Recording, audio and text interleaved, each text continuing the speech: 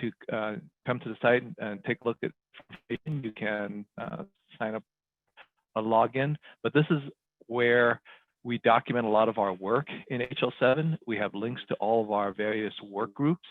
And in particular, we have links to our fire accelerators, DaVinci being the one we've been talking about for the last day or so.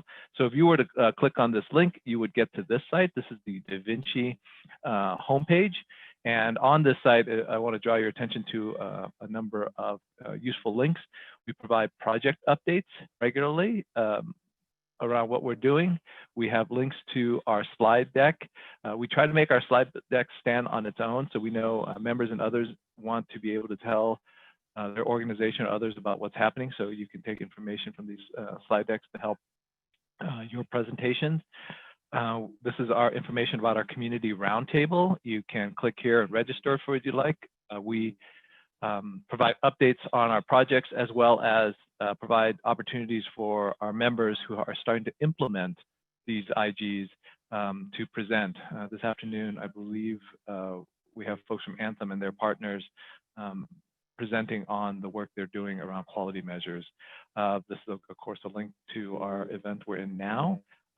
And for those who had questions around the CMS and ONC rules, we have been working back and forth with CMS and ONC to set up a number of questions that we have coming from our membership, and we document these questions.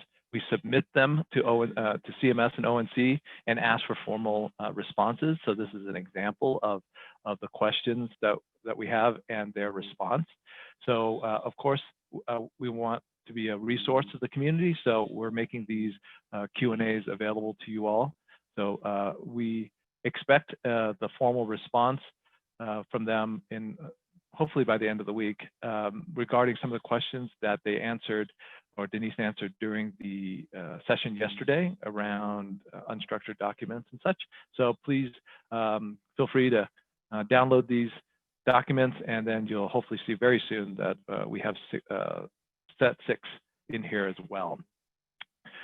Additionally, if you want additional education regarding fire or other HL7 standards, you can go here to hl7.org. I think Jocelyn may have said hl7.com, but we're a nonprofit, so it's hl7.org. And here, a couple of things that are very useful is this link here to events, where we list our Connectathons, Fire Dev Days, these kind of conferences. So that's very useful. And if you're ever looking for an HL7 work group call that talks about our use cases or discussions, you can click here to our conference call calendar, and on that calendar, each day will list what calls we're having. And if you're a member, you can also create your own list that you're tracking. And from that, you'll be able to find the webinar links to participate in our work group calls. We want to encourage everyone to join HL7, be part of that standards development organization. You get lots of information, and you can participate and give your input on the development of these standards. If you're looking for additional training around fire or other HL7 standards, they're available here in the training tab. And so you find courses such as Fire Fundamentals, which is kind of not just a didactic fire training, but some hands-on fire work. And you'll be able to find the recordings for this event here on the Education on Demand relatively soon, mainly because HUVA keeps these events live for, I believe, 30 days. So you'll be able to access them through HUVA for the next 30 days, but then they'll be transferred over to the education portal as well. So this is the conference call calendar. So you can see these are today's events. And as you can see, we've canceled the DaVinci events because we have these educational sessions, and we have our members doing some working sessions as well. So please check out these educational opportunities for yourself as well as your organization. A couple of resources I want to point you to that we use in our DaVinci work. We partner with Logica, which is a not-for-profit organization as well, whose mission is to promote interoperability, and full disclosure, I'm the volunteer chief medical officer for Logica as well. And this is the Logica Sandbox. So you go to sandbox.logicahealth.org. You can register for a free sandbox, and it's a turnkey approach to creating sandboxes. So you register and you can create a FHIR DSDU2, 3, or R4 sandbox. And what we do here is we use these sandboxes to host our reference implementations that you'll see the track leads talking about. And the sandbox supports CDS hooks and Smart on FHIR. It's a full-fledged sandbox based on the Happy reference implementation code. So it's a great way to kind of get your hands dirty, and in other sessions, we use these sandboxes and other tools to work on FHIR data to just kind of get your hands dirty. So take a look at this sandbox if you get a chance, if you're interested in doing some development, and then you can contact Logica if you want to look for an enterprise solution. And then there are, of course, other organizations that provide sandboxes. The major tech companies have their versions as well. One topic that we didn't quite have enough time in our calendar today to be able to give a formal presentation is around testing. Testing is very important in general, and it's particularly important as we're building this community around FHIR. So we have Aegis on contract to support DaVinci, and folks from Aegis provide us support in testing, creating test scripts, and support at the Connectathons. And Carrie and Ryan will be at the implementation event tomorrow to talk about implementation guide specific testing and test scripts that are available. But we invite you to watch the YouTube video of the sessions Carrie had around testing in general at our last event. It's in your announcement for this event where you found the link for Whova, so there should be a link to this as well, and that'll be really useful. It'll kind of orient you to how we use testing through Aegis's Touchstone platform, and how we test our reference implementations and use them at Connectathons. And then finally, in your Whova, on the left-hand side of your Whova kind of homepage is a link for polls. We do ask that you click on the poll. There are only 2 very short questions, and let us know about your background coming into this event. We are trying to assess where the community is and where the needs are in terms of education. We know we still do a fair amount of kind of FHIR 101, FHIR basics education, and as we advance the community in their expertise, we want to provide the additional education for them, and by knowing what your needs are, that really helps us to figure out how we can best find the right channels to provide this education. So finally, I want to give a shout out again and thank our sponsors, Moxie, for their support of this event. Please check them out. I believe there is a link to them in the community chat. So if you have any questions, reach out to them. We also want to thank UHIN, or Utah Health Information Network, for their support of this event. And they asked that we just give a quick plug for a health IT conference that they are hosting in a couple of weeks. Of course, it'll be virtual, and they have a number of great speakers who will be talking about health IT and their focus around health information exchange. And finally, we want to thank folks at CMS for the support of this event and making the event contents available to the state Medicaid organizations so that we can help them get up to speed with FHIR as well. So I will pause there and then take a look if there are any questions from yesterday's session and anything that I didn't cover today. Please go ahead and unmute yourself and feel free to ask a question. Yeah, do you see one in the session Q&A right now? Oh yes, now it just popped up. Please explain the condition in which we can use local codes for extensible binding. So the idea of using extensions and using FHIR or just standards in general so you can exchange with your partners, right? The hope is that everyone uses the base FHIR And then for specific workflows, like those in the patient access API rules, that we use a community standard. So we're all connecting to each other in the same way.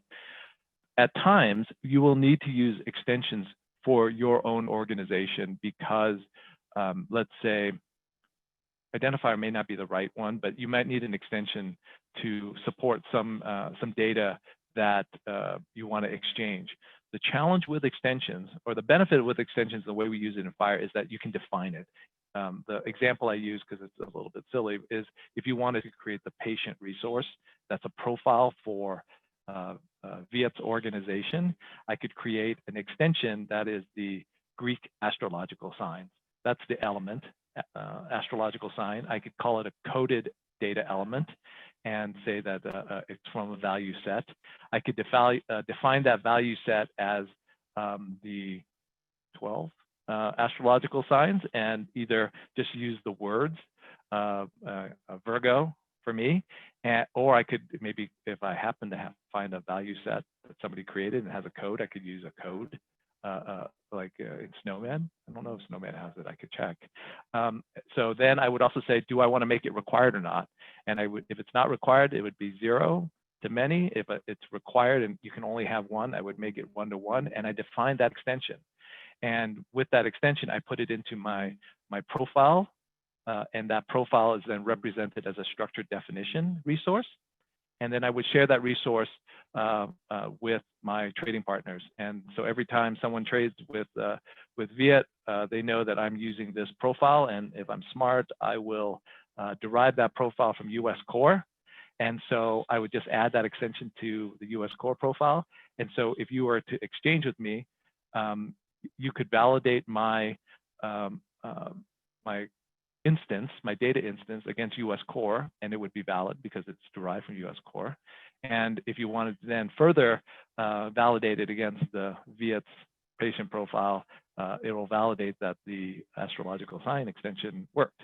So it does come down to when do you need it and do you really need it? And you would want to make sure you're at least if you're trading broadly with lots of other members or other stakeholders, you want to use something like US Core because that's the floor of what we all agree we need. We do have organizations that start with FHIR within their organization. One of our members, Humana, their chief architect, Patrick Murta, they adopted FHIR actually many years ago, and they now have the notion that when you start a project, you ask the question, how am I going to use FHIR in this project? And then have their internal view of FHIR and how they exchange data within their organization. So I think that's also a benefit because for those technologists, you know that every time you have to transform data from one model to another, you lose something in the translation potentially. And by starting with something like FHIR that has some backwards compatibility, we hope to lessen that loss of information. So I hope that answers that question around bindings.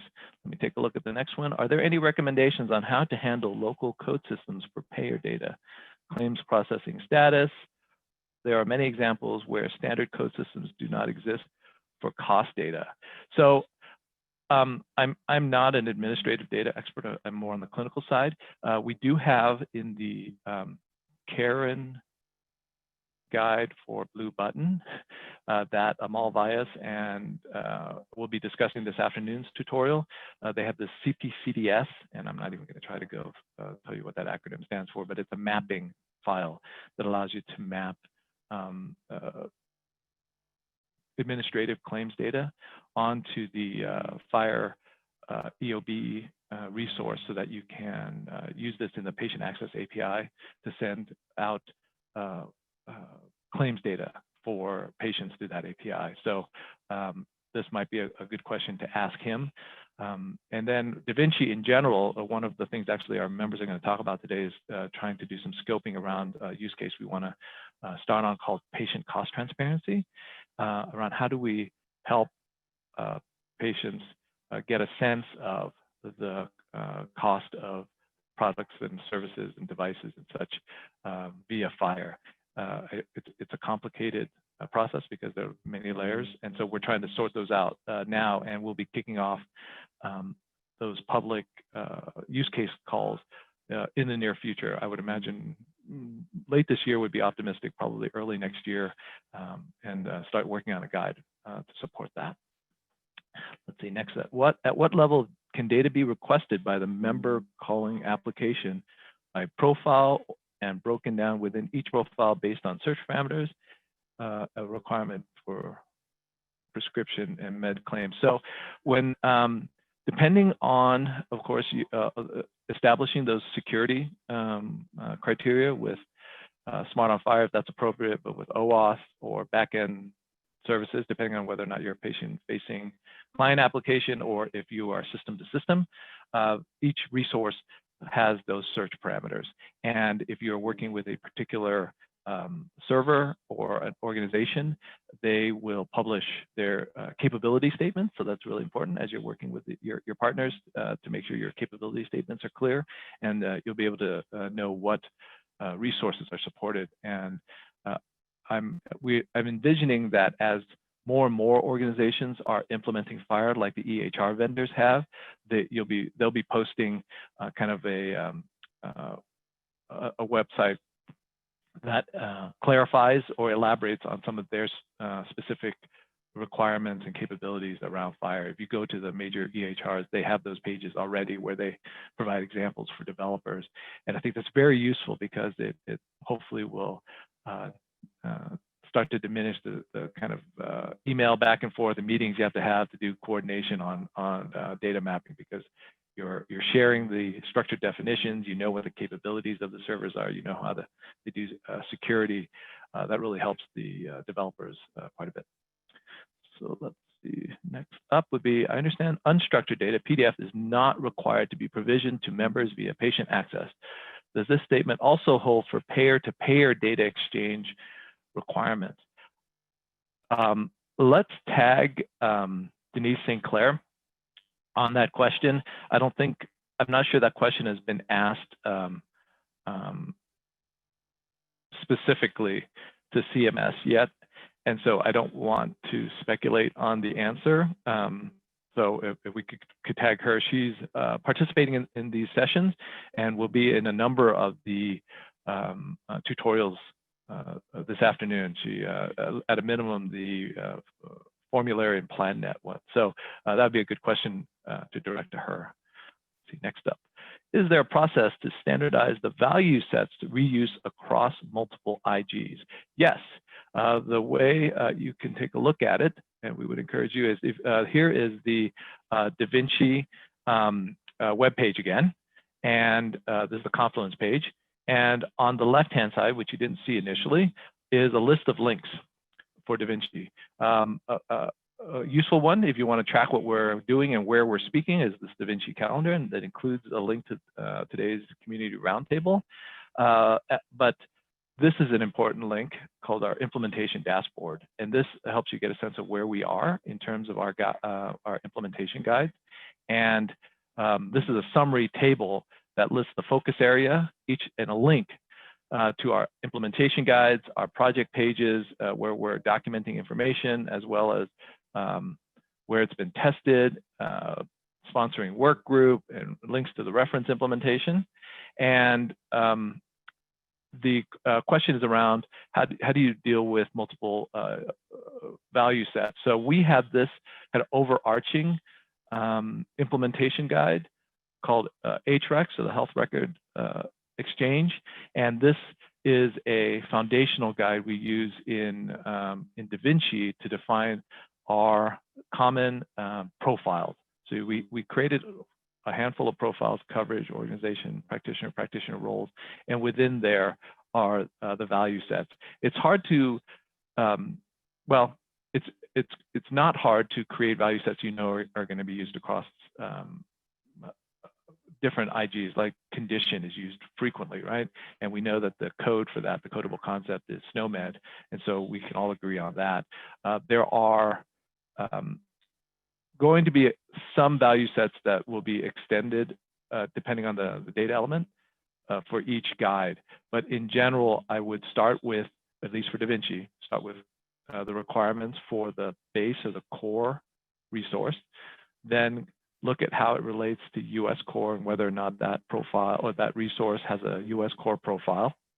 And then from that, when you pick up your guide, take a look at the profiles within each guide. And if you see that there's a resource that goes across multiple guides, that's where you want to kind of keep track of it. But this is really how we do it. And within FHIR, we have this list of profiles here as well that you can see with the profiles and extensions that are used across FHIR. And then the FHIR Foundation at FHIR.org has a link to a registry of implementation guides as well as profiles. And then there are other vendors. I know Firely has a registry as well that provides information around profiles and extensions. And that's, again, one of the great things about FHIR is that if you can publish these, you can share these and publish them in the registry so others who use them can find them. And if you're going to start creating profiles, and I would strongly recommend kind of really diving in and understanding FHIR really well and the implications of that, you can share these in the registry so your trading partners can find them. Let's see. As a regional HIE serving both payer and provider communities, would you recommend a US CDI implementation that serves most common data exchange needs, or would you recommend a DaVinci IG? So the US CDI, so Brett mentioned this on the tutorial yesterday. US CDI is a set of classes, domains, and data elements, and then standards that have been applied to them. So implementing US CDI is not just DaVinci, it's not just US Core, there are other standards in there too, data standards. And so you need to implement US CDI, and there are FHIR US Core profiles to support that implementation in terms of the standard. In terms of actual technology, I would encourage you to kind of take a look at what's out in the community. We try to be kind of neutral in the DaVinci and HL7 perspective, but there are reference implementations. There are vendors who are both DaVinci members and others who provide this kind of support. So I'll leave it to the community to kind of help answer that question about a specific technology, but you'll want to implement both, because US CDI is kind of an overarching requirement that goes beyond FHIR, and then there's US Core and FHIR that's listed in the ONC rules that you'll want to implement as well. Let's see. I'm coming up at the bottom of the hour. So let me take this last question really quick. In the case of codable concept, associated value set is present with extensible binding. Can we use local codes instead of provided codes for such elements? So that depends on the profile.